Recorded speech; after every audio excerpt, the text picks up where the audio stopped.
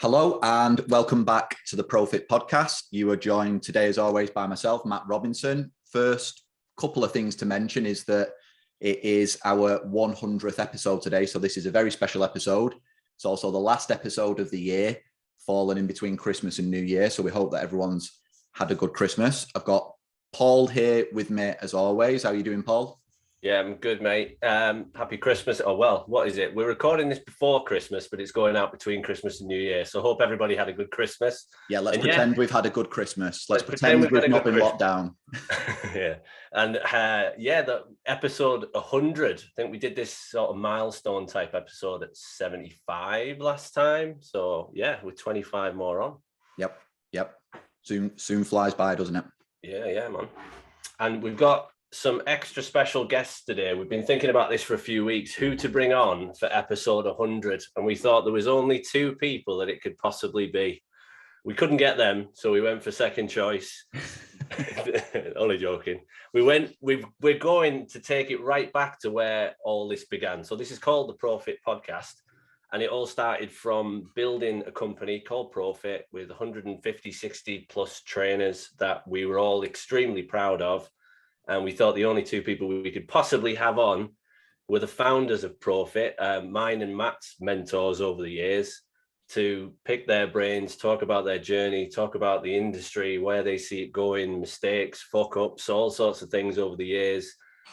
Could be chaos because we've never had two guests on at once before, but hopefully there'll be plenty for people to take from it. And so we're going to let them talk about their journey to start with. But welcome to the podcast, Graham Webb and Steve Butters. Thank you. Happy Christmas. Already talking over each other. So we thought the best place to start would be at the beginning and give a bit of background into, obviously I've just said a little bit there about, we built what it has to be considered a really large PT company together, starting with you guys from the very beginning. And that was, I don't know now, 12, 13, 14 years ago. And at the time, I think that was never been done before. I can't think of any other PT business that did it. So tell us a bit about where that started and a bit about that journey from your perspective. I'm going to give this to Butters to start with. Well, actually, you're out with your years there. It was a little bit longer than that, which shows my age, but it shows Gray's age more. He's older. Gray should probably take this one, mainly because we started. I came out of university, got my first job, and Gray was sat in the interview room for my first job. So that's when I first met, and that's so I'm over 40 now. Just Gray's a bit more than that. I was 21, sat in an interview room, first job. And that's when I first met Gray. And that was in a gym within a hotel. So that's where we first met and first started kind of training people. And then I left, ran a gym in Manchester. Gray started personal training home-based.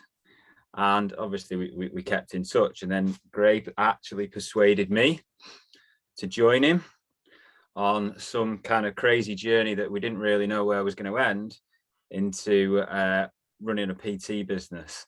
So from there, I blame Gray for the last 20 years. It is nearly now, not 12. The last 20 years have been together and trying to make something work. I'll let you take it from there, but that's where we first met. So therefore, he owes me two things. I gave him the job. I didn't say you. And then I rescued him from doing spin sessions in his tight shorts when he was at 14. I used to love those. Yeah, Steve and I met at the Lowry Hotel. So when the Lowry Hotel first opened, we set up the gym there. We were running the gym there, recruiting members, and we started PT there. And we built quite a decent little number of people doing PT within the small gym that they had there. And it got to the point where we were passionate about actually training people as opposed to selling memberships and all the other things that come with a small hotel gym. And I had a conversation with the hotel manager, and what they did at the time was you could do personal training, but you didn't get paid for personal training. You only got paid your wage, which in 2000 to run a hotel gym wasn't very much. I think my well, not my basic, my total salary was 14 grand. No money for personal training. So we asked him for 50% of the personal training income. He said no. So we said, see ya. So Steve went onto GL14. I set up as a home-based personal trainer. Probably built that up for about 6 months, grew pretty quickly. Few people followed me from the Lowry, probably 3 or 4 people from the Lowry, and then just built up. And I got pretty confident pretty quickly that I could build a business that would definitely be earning me more than the Lowry. And I could obviously have an impact and do the thing that I love to do. So then spoke to Steve and got Steve to come over and start working together and built up from there. I think we were both really passionate about what we were doing, and we both wanted to learn as much as possible. So we spent all of our time, obviously, taking on clients, training clients, and then going and studying as many courses as we could. And, obviously there was 2000, I think September 2002, so it would be 20 years next year, was when I officially left and started EasyFit as it was at the time. And the only way to do courses was to traipse down to London, pay quite a lot of money for a course that most people wouldn't do these days because they don't need to. And that's where everything started. I think we knew pretty quickly that we wanted to grow something and impact beyond what Steve and I could impact. We knew there wasn't much support out there or education for personal trainers without having to go all the way down to London. So we set about trying to build something and grow something from there. I'm going to pick out a couple of bits because I know that because we could get easily just involved in a chat here with you two, but we know that there's people listening, and to pick out some of the key things as we're going along. You could hear there, if you're a business owner listening to this, listen, there was something that Grace said about you two early on, that you got offered a wage to do PT and you just instantly went, what about this? And you tried to renegotiate it straight away. Most people wouldn't do that. They wouldn't go in and see an opportunity. And when you got told no, you just went, right, we're off. And you made a quick decision and changed and adapted. So just for any business owners listening to that, don't take the first answer. Like, is that something you had from the start? I know the answer to that, but yeah, I think making decisions quickly and backing yourself is something we've probably always done. And then Campy and Matt come in and sort out the mess that's left behind, probably. But it wasn't that much of a risk. I mean, 14 grand. It's not like we had a mortgage at the time. And I knew that I think back then we were charging £25 an hour. So did some quick maths. Yeah, I need to earn just over £1,000 a month, which wasn't going to be that difficult to do, as long as I could get up to, what did I need to get up to? Probably 10 sessions. Yeah, 10 sessions a week would get me to pretty much where I was. I knew that I had 3 or 4 people that would come with me and, allow me to train them within their homes. So, while some people would see that as a risk, I didn't really see that as a massive risk. I saw it as an opportunity to spend more time doing what I love. But then, obviously I understand that making those decisions can be difficult sometimes. And I guess that's the point of having, not that we had at the time, but having mentors around you to help you make those decisions and to help you come up with the reasons why the positives are going to outweigh any risk. I don't even think we did. Well, I didn't. For me, maybe slightly different, but I think you've got to make the call quickly, and then whatever you decide, whichever direction you've chosen to go in, just make it fucking work. So if you've chosen one thing, don't think about what you should have, could have, or is it the right decision. It's the right decision because you've made it. So work your ass off and make that work.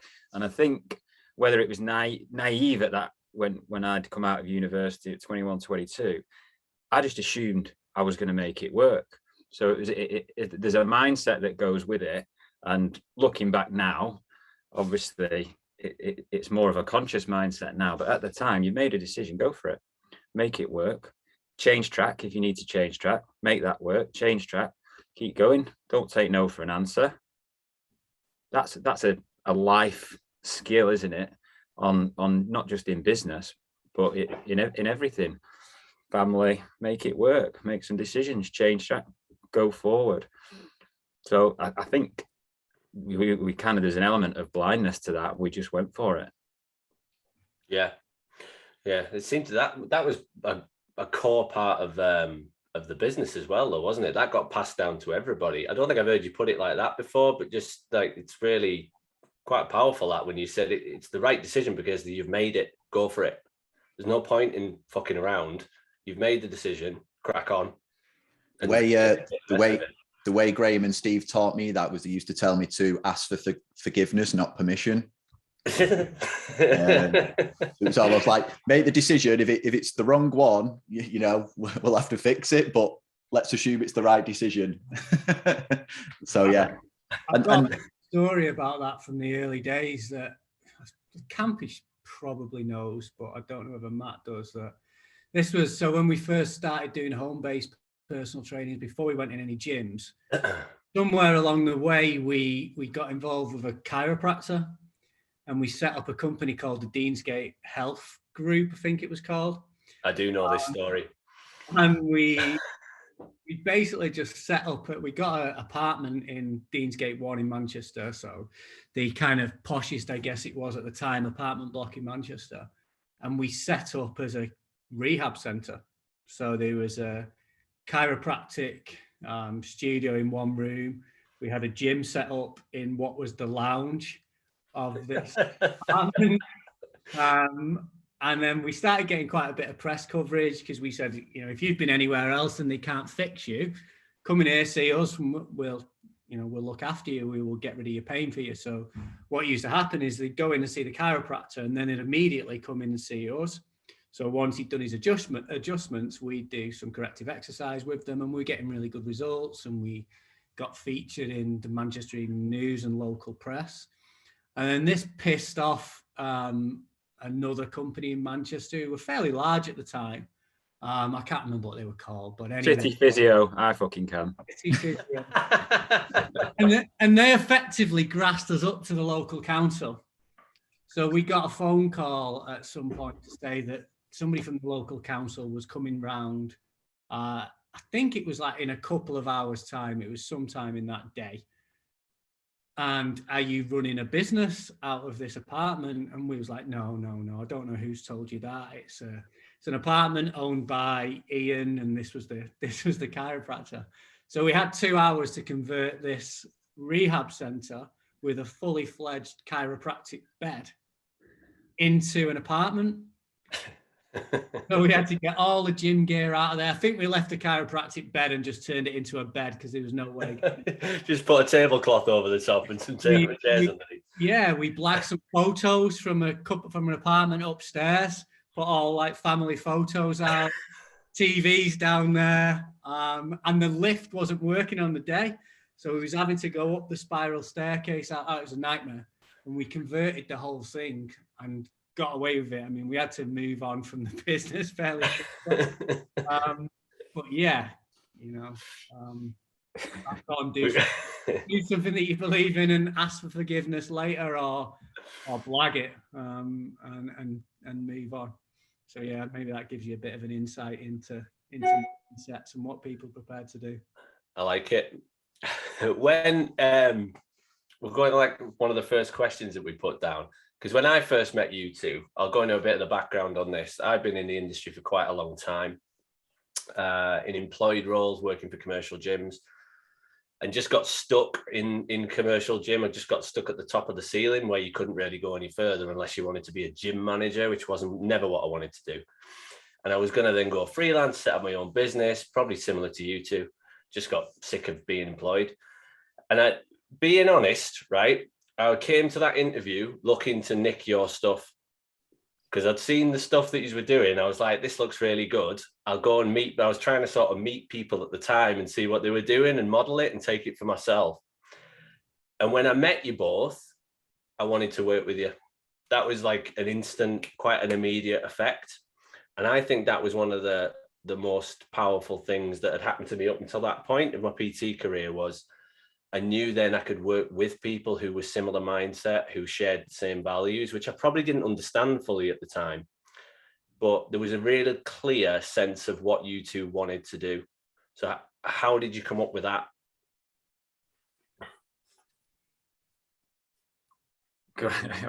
That's the two people on a podcast answer, isn't it? That's my fault. I should have directed that. Steve, go on. I think, and we'll probably go into this, I think it starts with who you are, first of all, and starts with a set of values, and then moves on to what vision you want to create. So we both loved what we do. I feel like we're privileged. I feel like we're very lucky to work in an environment that we loved, earn decent money doing something that you love and having an impact and helping other people. And that's part of who you are, and that's part of who we were. So again, it might not have been as conscious as it is now to start with a set of values and work from those and build a team around you that share those values, create a vision and when we create a vision isn't a goal.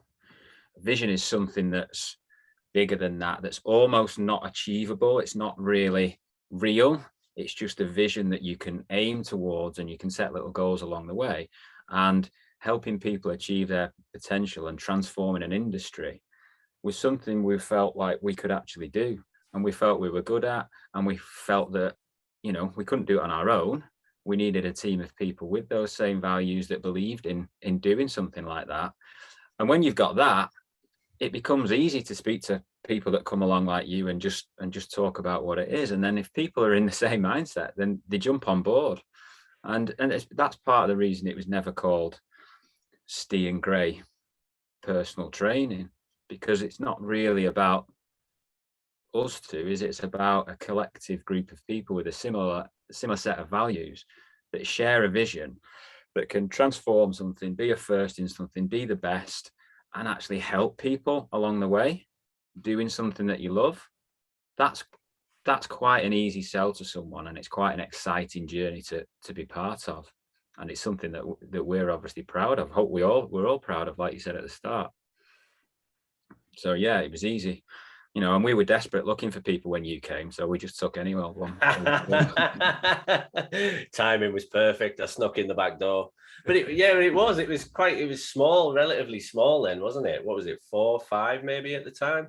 So to have that vision that early on was quite something I'd never seen before. Like, you saw it getting much, much bigger than it was at the time. That was interesting. And I know I could probably reel this off because I've had it ingrained in me for the last few years, but just to pull it out for the listeners, like, what were you guys trying to change? Like Steve mentioned, then we were trying to change the industry. Graham mentioned earlier on about the struggle of going to get education and things like that. So what were the key things you were trying to bring through creating EasyFit? I'll throw that over to you, Gray. I guess we were trying to give personal trainers more of an opportunity and a pathway. So obviously I said that when we first set up, we were home-based personal trainers. So for the first it was probably more than 2 years, probably about the first 4 years, we were purely home-based. We had a small team. This was, I think, before Campy started.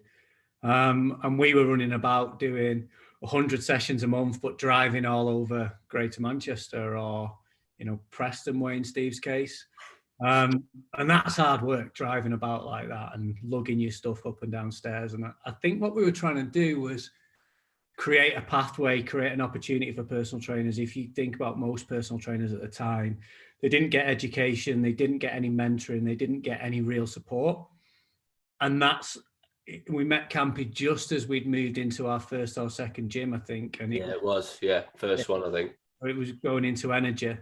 And it was what can we provide that personal trainers weren't getting at the time, and in a lot of cases still aren't getting now.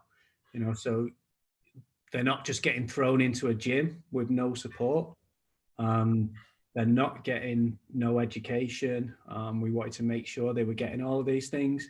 And if possible, as the team grew, we could create some kind of career pathway and opportunities for them going forward. And that was the vision of how to change an industry. There was a couple of things available at the time, but it felt more like just an agency. So you'd either get taken on by a gym, like Campy says, or an agency, and you get chucked into a gym, sink or swim, no real support or education, other than if you wanted to become a gym manager or a duty manager or whatever.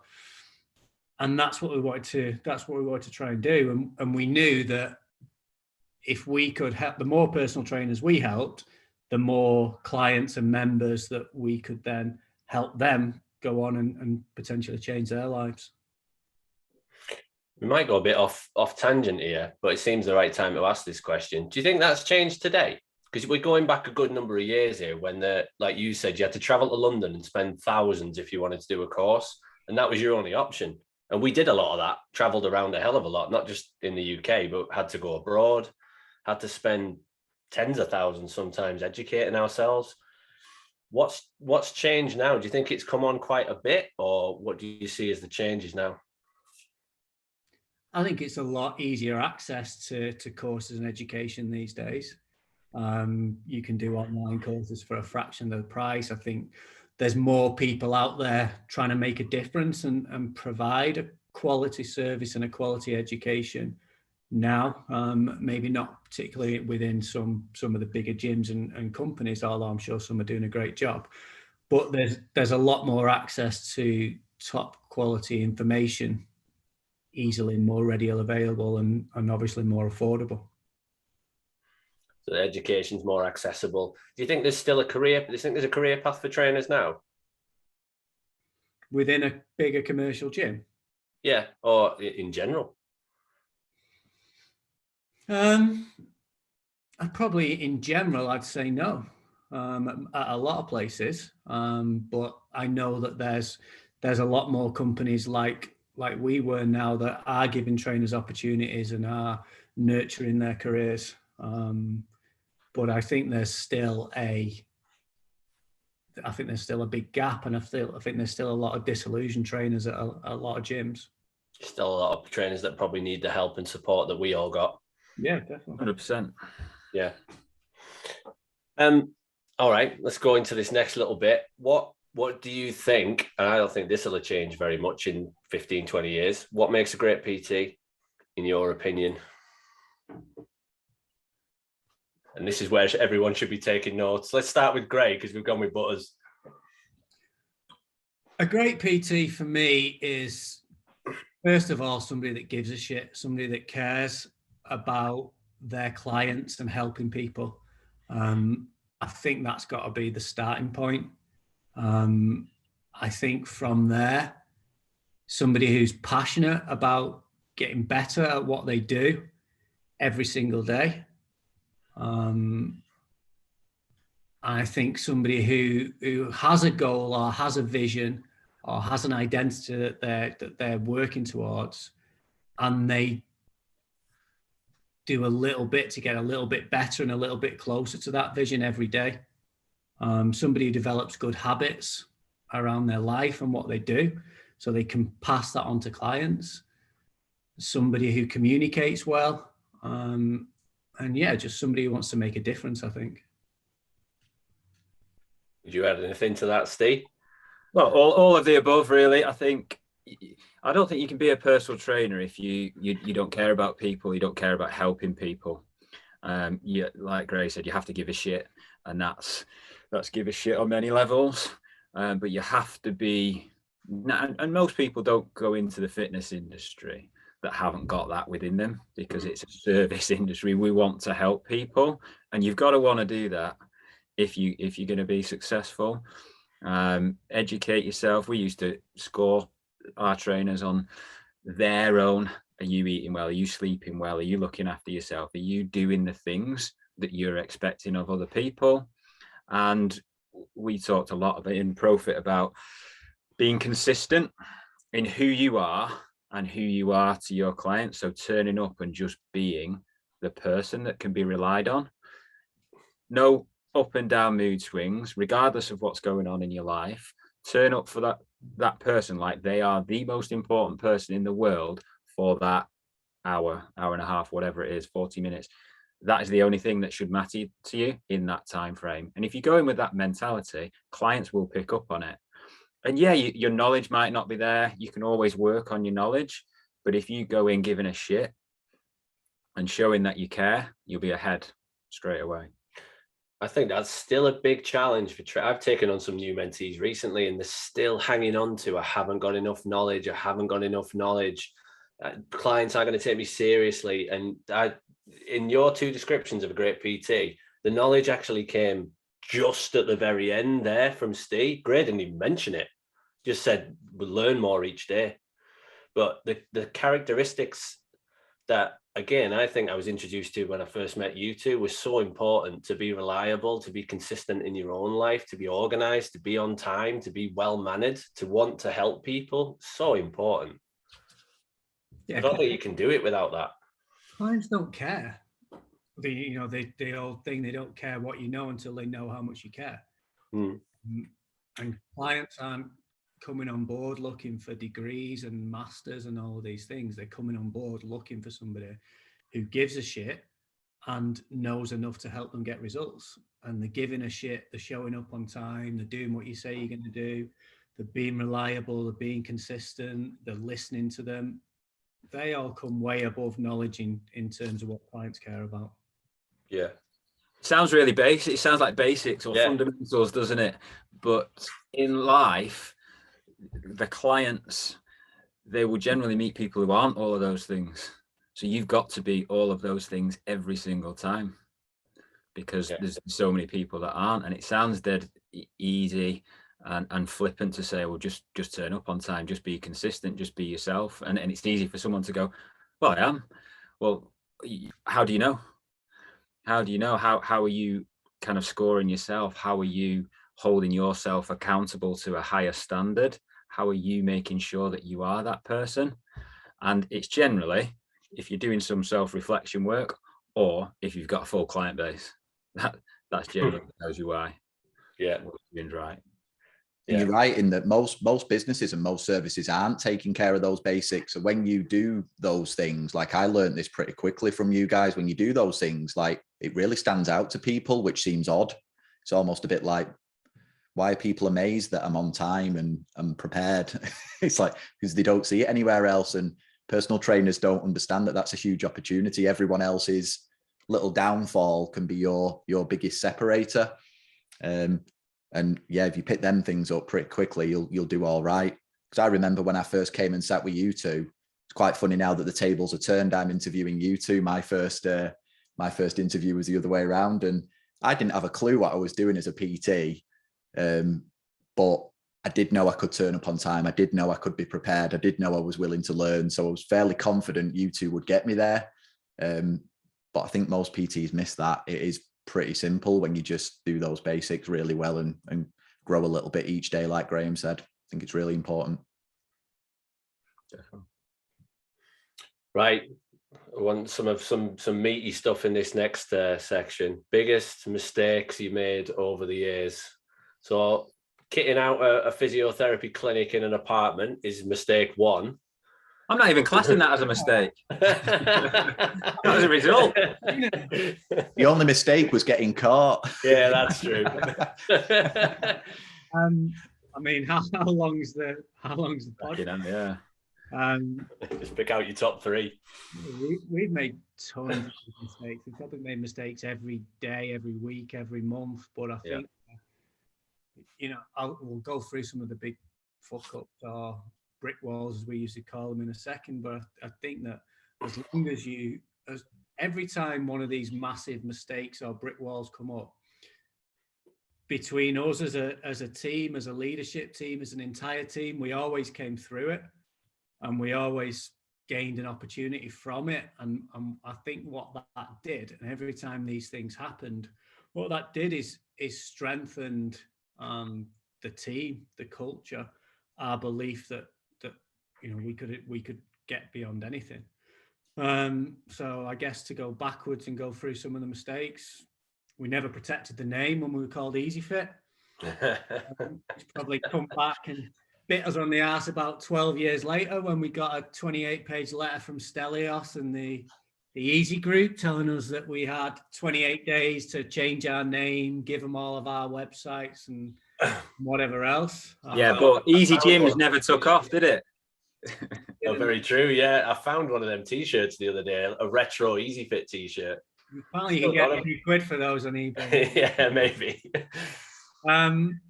Yeah, so I guess that was a mistake. But 20 odd years ago, who knew about easy gyms that were going to happen and things like protecting names and stuff. But again, we turned it into an opportunity. We went through the process. We upgraded the kit. We made everything look a little bit cooler. We invested in a new website so that we got all the trainers behind what needed to be done. And I don't think half of our clients even noticed that the name had changed. Nobody cared. It's always worse in your own mind until you fix it. First gym contract at Energy. So I think when we first went into Energy, this is where we met Paul. There was one part-time trainer in there, and the owners of the gym were desperate to get a team in there and obviously earn some revenue from personal training, keep clients around, members around longer, etc. So we built that up to 8 full-time trainers plus the part-time trainer who was still there within 18 months.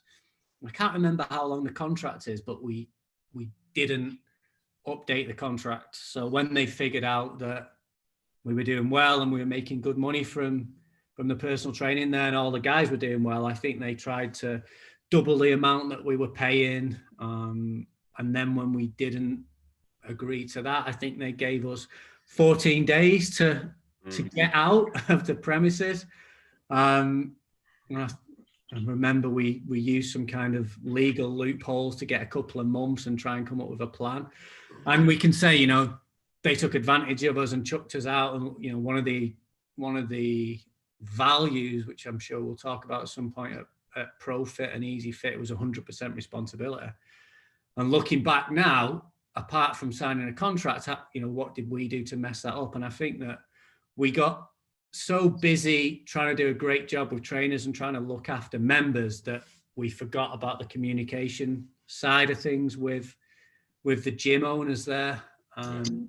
And we missed the fact that they was pissed off about trainers sitting in the cafes and all of these things. And we got, we knew we were doing a great job, or we believed we were doing a great job. But I think a big mistake is not looking at the relationship and the communication with the management team at a gym, whether you agree with what they say in their point of view or not. That communication is so important. So we got kicked out of there. That was good fun. Remember that one? That was great fun, Campy. How long have you been with us? About 4 months. I think I've been there about 4 months. He said we're out in 2 weeks. His career and his nice salary. But again, that's one of the proudest moments. We took 8 trainers. We took all of our clients. We converted a squash court at a local rugby club. And we didn't lose a single trainer or single client before the next opportunity come up. And the next opportunity was 10 times bigger than that opportunity anyway. So, and also, I think it was about 3 years ago now, probably a bit more, the owners of that gym came back to us and asked us to run their personal training again. So we can't have done that bad a job. I'll just jump in on that one, because that was my first real experience of like something going badly wrong, because I hadn't been there that long. But it was definitely like the fact how quickly you owned it, took ownership of it, pulled everyone together, learned from what had gone wrong, was really the way every big mistake should be handled, in my opinion. There was no hiding from anyone. Everybody got stuck into it straight away and changed what needed to be changed. And there's always going to be mistakes, but that was my first big experience of one, and it was good to see the leadership from that point of view. Yeah, and it made the culture stronger, didn't it? Yeah, definitely. Yeah, It pulled us all closer together, not just trainers, but I remember having in your front room, you invited loads of clients round. There must have been 40 people in this, squashed into this room. And I couldn't believe it. All the clients had come to help. We held like a mini committee meeting or something and just said, look, we're fucked. Please come and help and give us a hand. We want to continue this journey, this thing we've built, and we're proud of it, and we want to carry on. We've made a mistake, but we need some help. And everybody turned up with ideas, including a couple of my clients, and they were like, wow, this is good. Like, you could feel that togetherness from it. So yeah, they're always there to teach you stuff, aren't they?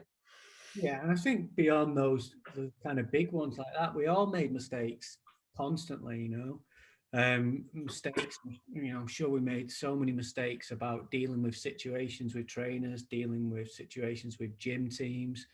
And I think we always learned from it. We always improved the communication. We took every opportunity to go, right, okay, how can we make this better? How can we make the culture better? We probably made mistakes with recruitment sometimes. Definitely. A few times, yeah. Especially when we had bigger gym contracts. You're under pressure to hit gym targets and numbers. But I think that even though we made mistakes with recruitment, we always still tried to recruit based on values. And even if we brought in a trainer, we probably should have got rid of trainers a lot of times quicker. But because of what we do and who we are and our values, we always tried to help that person as much as we possibly could. If they were our fuck up, and we tried to help them as best as we could, and that probably burnt us a few times.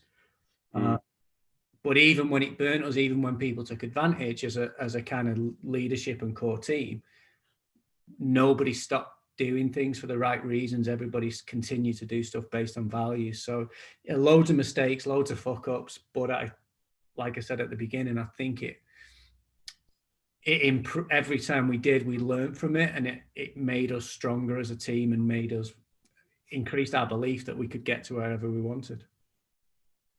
And if we stick on that theme of mistakes, I'll throw this one to you, Steve. What's the biggest mistakes that you saw trainers making most commonly? If I'm just trying to think of the people listening to this that might not have had the opportunities we've had to work with as many trainers, like what are the common things trainers are getting wrong, or maybe spending too much time worrying about? We've mentioned, education and stuff, but what did you notice over the years? Yeah, so we alluded to it before in terms of focusing on the wrong shit. When you're talking about training, I'm not qualified enough, I need to go on this course, I need to go. That's all well and good, but if you haven't got the stuff that we were speaking about before in place, then that is a mistake. Focus on that consistency, values, who you are, turn up, be on time, be the rock for your client, focusing on that and being a good person.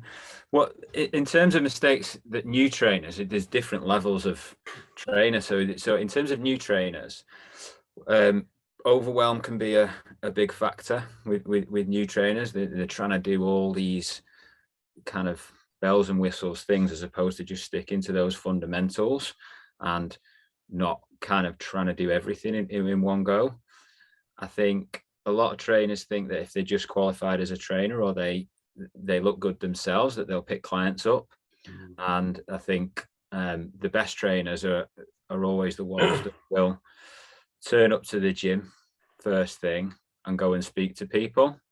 I think a lot of trainers that it hasn't worked for have just assumed that people will come to them because they've got a personal trainer t-shirt on, which I've hardly ever seen work as a tactic. I think if people have been training clients for quite a while, one mistake that I've definitely made, I'm sure Greg, I'm sure you two have at some point, and let's say you've trained a client for 3, 4, 5 years, you can sometimes get a little bit complacent with the relationship with that person. So you kind of stop doing the things you did at the start, and they become a bit more of a friend. And then therefore you might let them down a little bit more than you would 3 years ago, because, well, they'll let me off because we're really good mates. And you kind of, I'll write their program next week. We're all right on this track. I'll do a review in a month. I know them well enough. They know me. We'll just turn up and train. And we sometimes get a little bit complacent with the people. So that's for people that have been in the industry a while and have got clients for a while. Maybe a good exercise is to look back at what you were doing at the start and make sure you're still hitting those parameters with them, and still building the relationships, still giving them wow moments, and still kind of being that consistent.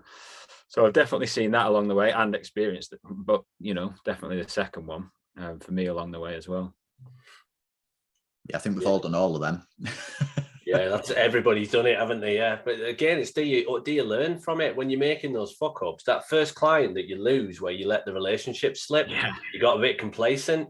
We've all done it. I've lost one, definitely. And you go, right, can I learn from that? What can I put right? And then move on quickly, go on to the next thing and start building it again. Never let it happen again. Don't let it happen again. Exactly. I hope all PTs were listening to that last bit, because there was some good nuggets of knowledge in there. This is something that we wanted to ask you two about, because we experienced it firsthand, and it is rare, I think. Culture, team, having that togetherness, especially with 160 of us. You two always managed to keep that team culture and that company culture strong. And I think a lot of people now kind of strive for that. Even if you're an individual PT and you've got your little tribe of clients, we talk about it loads on the podcast about building community, but I think a lot of people struggle to do it still. So what did you two do to build such a good culture with such a massive team? Because it's a large group of people. I'll throw this to Gray, I think. I think the first thing that you said there is key. It's people. It has to start with good people. The kind of all blacks, no dickheads rule. Yeah. Even though you get it wrong sometimes, it has to start with that. So the way we used to recruit was based on values. You guys know, I'm sure you've talked about it to people who listen to the podcast before, but we sat down with the full team when there was probably about 30, 40 of us, and we let everybody write down their top 3 values, what was most important to them. And then we collated this list of 10 values, which we believe kind of encapsulated everybody's ideas and let everybody feel like they had a part within that. And then all of our interviews, a 3-stage interview process, was based, around knowledge, but the big part of it was based around values. And if we had these 10 values and we had questions and we scored the questions on a scale of 1 to 10, people had to achieve 80 out of 100. And it didn't matter what their qualifications were. If their values weren't in place, then we didn't bring them into the team. So I think it all had to start from there. Beyond that, having a shared purpose that's bigger than anybody within the team and everybody within the team. So like Steve said before, it wasn't Steve and Graham fit, it was EasyFit, and then it was ProFit. So it was everybody's in that shared vision to transform an industry and help thousands of people. That was something to get behind and something for everybody to buy into. Just while you're on that, I remember vividly you not telling me off, but stopping me one day and changing my language when I think I said, "Oh, well, it's your company," and you went, "It's your company," and you made me understand that it isn't mine and Steve's, it's all of ours. That was something you actively promoted as well, wasn't it? Like, it's yours, it's not mine or Steve's, it's everybody's. Everybody was self-employed. Everybody was running their own business, and we were a team. We were a family. Yeah, together towards this shared vision, and that's a big part of it. Again, we treated it, and we tried to treat every single trainer as a family. Whether we got things wrong sometimes or dealt with things wrong, it was always trying to do it from, this is somebody I give a shit about. It's somebody that I want to be as successful as possible. If somebody goes on to be more successful than Steve and I and any individual, that's great. Our job was to help you and Matt get to where we got to quicker than we got there, and then you and Matt to help the next person get there quicker than and beyond like that. So I think all of those things, I think then having the team involved in the vision and the goals and making sure every single person knows about it every year, giving opportunities and responsibility to people within the team. communication, making sure, and this is something that we developed over time, making sure that our communication between, a kind of core leadership team and individual gym teams got better and better. And I can't remember how long ago it was, but a focus for a year was making sure that each gym team then had their kind of own leadership team and allowed them to set their own rules, and then allowed them to self-manage within that team. All these little things like that help the culture get stronger. And, I think a good sign that we had a good culture is people outside of ProFit called us a cult. ULT. Other self-employed personal trainers called us a cult. And that's a massive compliment as far as I'm concerned. That's a group of people that have shared values and shared belief and a shared language. ProFit trainers had a language.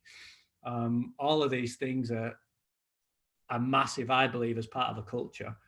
And then kind of to wrap it all up, it's got to be fun.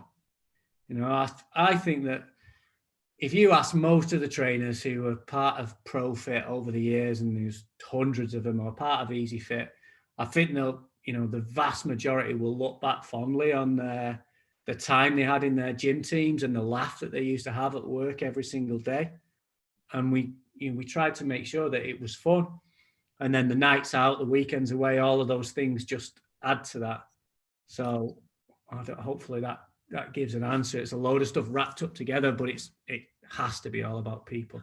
No, and the bit about fun, when it was one of you two told me this at one point, is you have to feel like you'd want to go for a beer with that person if you're going to work with them. So one of them major tests, especially when we were interviewing, it's like, do you like them?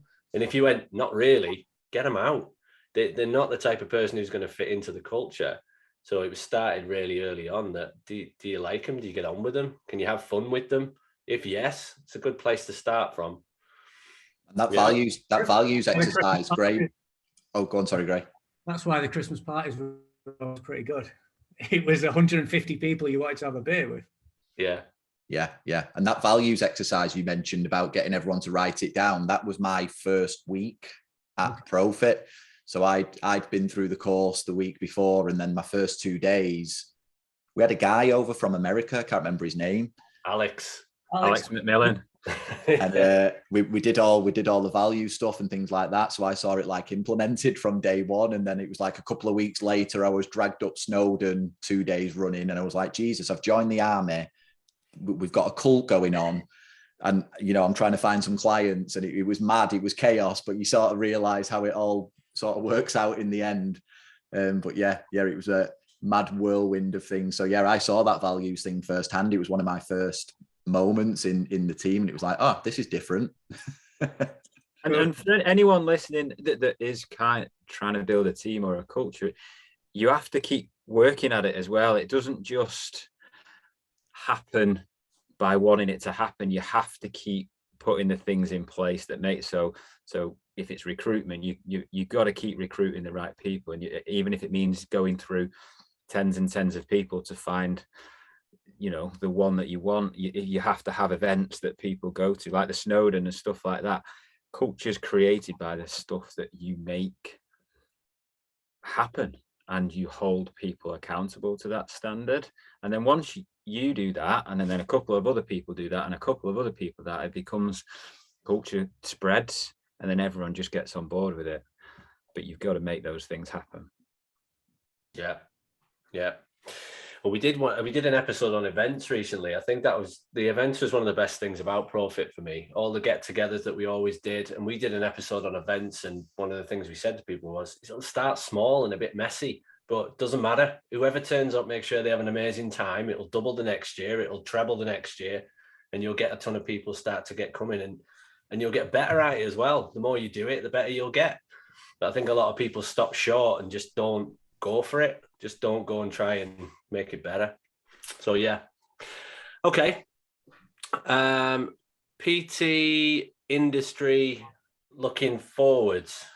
What do you think is going to be coming up in the PT industry? Graham. I was going to say, before we recorded this episode, Paul was telling everyone else to address the person they were talking to. Hey, it's all about making mistakes and learning. Next time we have 2 guests on, I'm going to fucking nail it. You watch. Go on.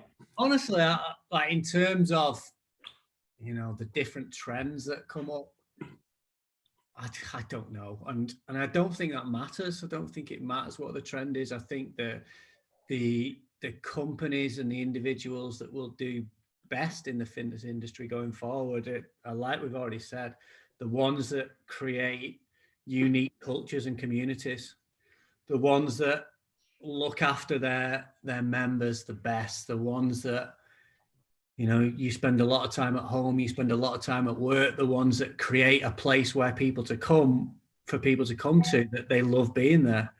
Everybody knows the name, and it's just a fun place to be that can create results and that, helps people change their own lives.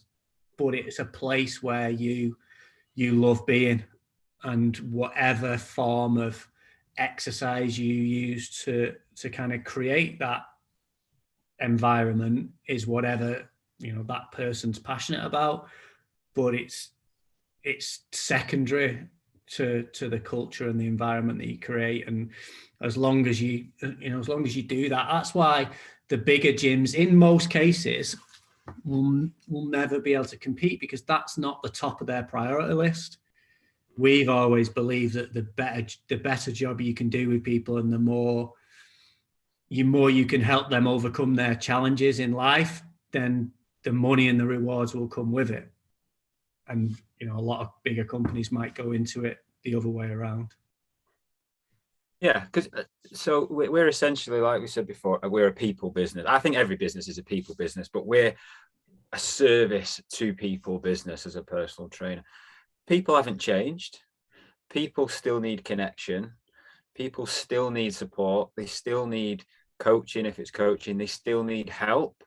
And you could still be that person to be all of those things. So whether you are a trainer that goes to people's homes, whether you're in a gym, whether you've got a little online client base, whether you've got a little studio base, or a combination of both is probably useful moving forward, or you've got your own gym, your own boutique gym chain, whichever that may be, and there's a place for all of those. The fundamental people skills part hasn't changed and is never going to change. People still need all of those things. So you can be as successful as you were 20 years ago in the next 20 years. Doesn't matter what your vehicle of choices for delivering an exercise, nutrition or coaching session. Yeah, saw that with the pandemic, didn't we? That a lot of people were promoting, that's it, the industry's completely changed, it's all going to go online, if face-to-face PT is dead, blah blah blah, or the opposite. It just didn't happen at all. Like, there's still really successful face-to-face, still successful semi-private, still successful gyms. I think online is successful. I think for some people it actually solidified that they can't live without it. I think it really did. They were like, now that this has been taken away from me, I can't ever stop. Like, this is so important. I think it actually had that solidifying effect for a lot of people. And I think what Steve was saying there was really important, because we mentioned this in an episode not too long ago, Paul. We were answering the question of where do we see the industry going? And I made the point that it's all going to still exist. All of it's going to work. It's just about finding which bit of it you slot into based on yourself. Forget what such and such an influencer's doing or anyone else. Find your place and focus on that and do well in that area and see where it takes you. But it's all gonna grow. I can't see it going any other way.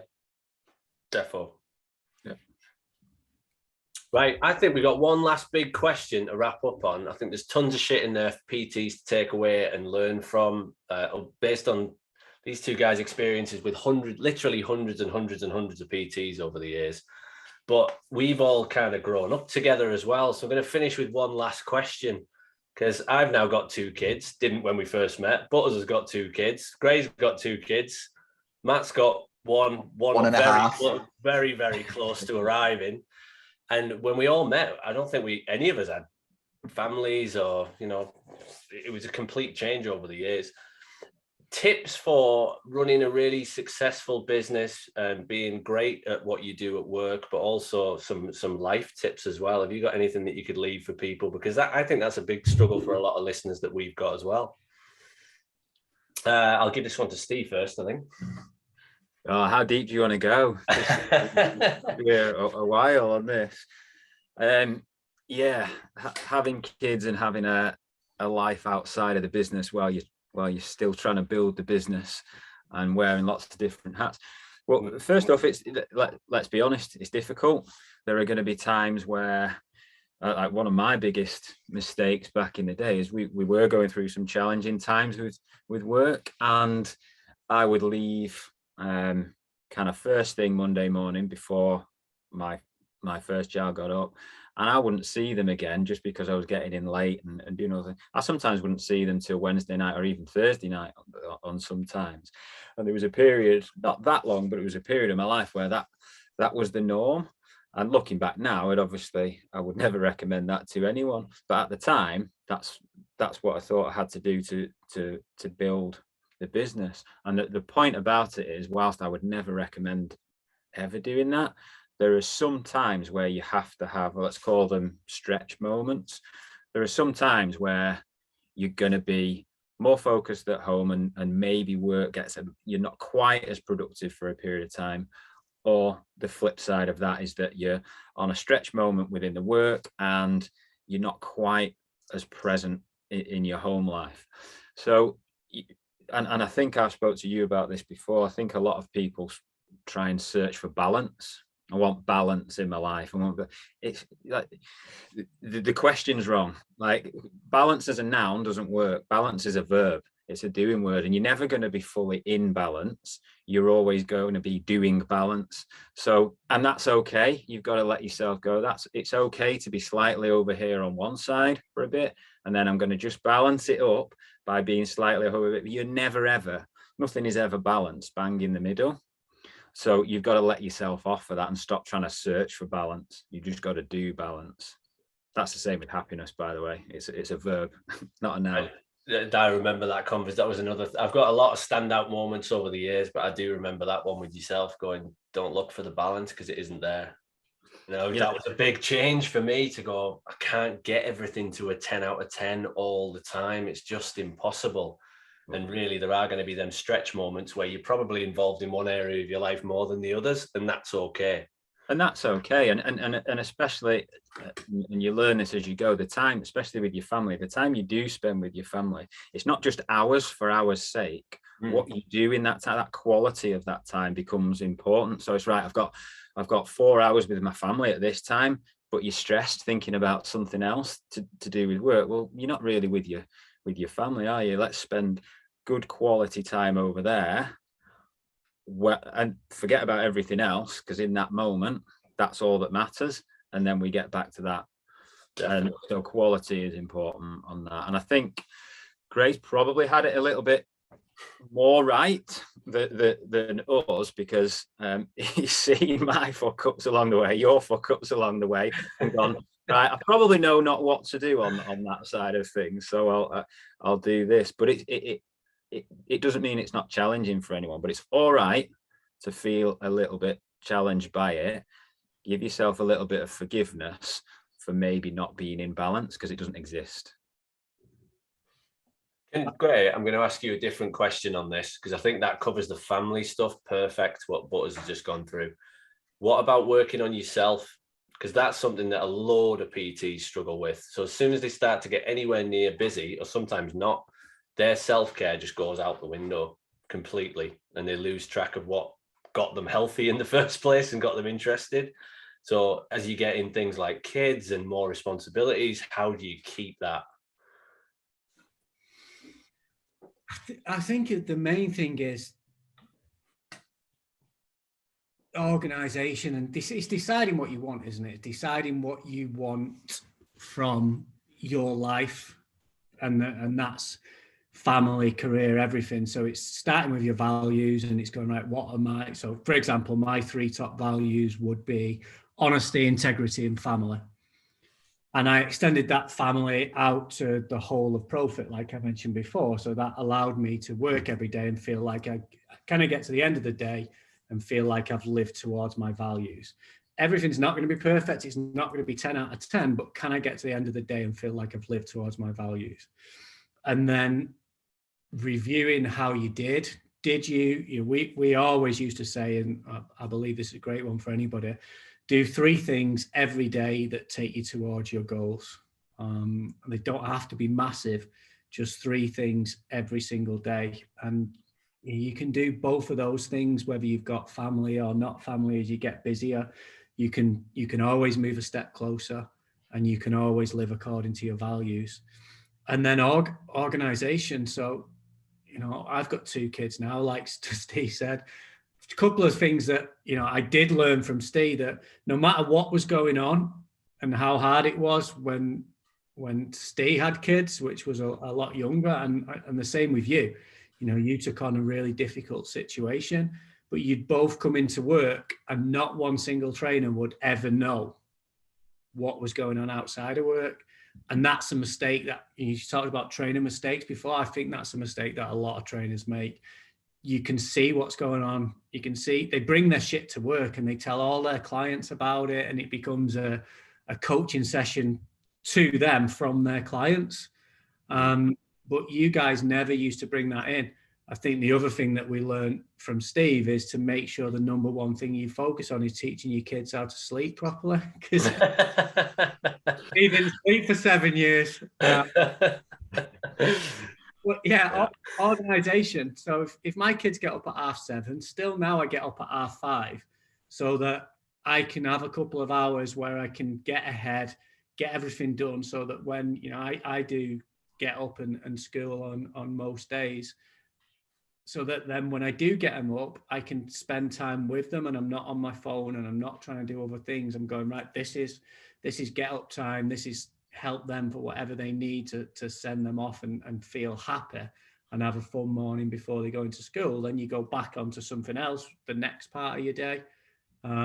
It's challenging, and families, and when you've got different things going on, you need lots of support, and we're lucky to have that. And I know a lot of people aren't, but yeah, just tied up in a lot of things there. I think maybe as we're starting to kind of bring it to an end, one of the things that I believe we should all be most proud of about Profit and the journey we all went on is, for me, the thing that I used to love is seeing people develop, seeing trainers develop, from coming in, from being lacking in confidence and maybe being a little bit scared and not knowing how to sell themselves and all these things, to becoming great trainers, great people, buying houses, starting to have families. That's the thing that we all played a small part of, and that's the thing that I'm most proud of. And as long as you do these things and you organize and you live according to your values and you take little steps every day, that's the things that all the people listening to you and all the trainers can achieve. One just on that, so it's like a finishing line. I read somewhere, and this is obviously, especially if people have got kids, is live your life as if your kids are making notes on how to live theirs. And when I read that, and when you remind yourself of that on a daily basis, it does make you question some of the things that you were doing before. I was thinking, right, if my child's making notes on how to live, should I be behaving in this way? Should I be making this decision? So that was for me anyway. So hopefully for some other people, that was a really kind of eye-opener to make sure I am doing the things that Gray just said, make sure I am living to those values, and hopefully they will. And if go on, Greg. Sorry, if a trainer is, if there's young trainers now listening to this that are struggling to get the first clients, or they think they're not going to make it, everybody was in the same boat. We all were.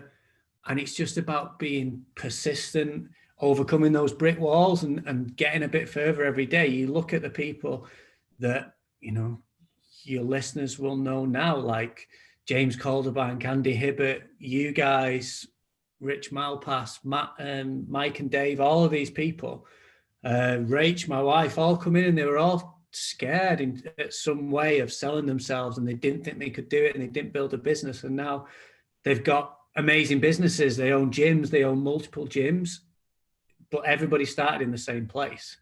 So wherever you're starting or whatever your struggles are now, get some help, get a mentor like one of you two. And as long as you stick at it, you can always get there.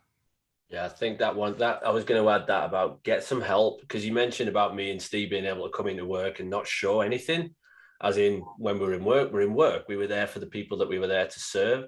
But I think a lot of that was possible because we had help, because we had a network behind the scenes, because we had each other and we were all supporting each other. So there was always an outlet for that. And I think that's where a lot of people may struggle. They haven't got any outlets. So like, ask for help, reach out, find somebody who's going to help you out, find a network, find a mentor, whatever you need. And I think that's the perfect place to end today's conversation. We know that we've said it many times before, personal trainers don't have the best attention spans, do they, Gray and Steve? So we'll keep it relatively short. But I just wanted to say a big thank you, not just for today, but obviously for the last, it turns out it's been 20 years, because the business that you guys created has touched thousands and thousands of people. It's obviously played a huge part in my life. I would not be in the industry now if it wasn't for you two. I'd have definitely packed it in after about 8 weeks, because I was absolutely useless when I started. So thank you to you two for everything you've done for me. I know Paul feels the same. And I wanted to say thank you as well on behalf of all the other trainers and everyone that you've helped throughout the years, because you've done a lot for everyone. So thank you very much for that. No worries, thank you. We're not dead. We're still going, Watch this space, Matthew. Watch this space. We'll get you on again for round 2 for an update. Okay. So yeah, that's it. That's it for today, everyone. Thank you very much for joining us as always. It's been good fun. I think we did okay there with 4 voices. We did all right. So yeah, we'll catch everyone in the new year, because this is the last one of the year. So we'll catch you in 2022. Yes, Happy New Year, everyone, and goodbye.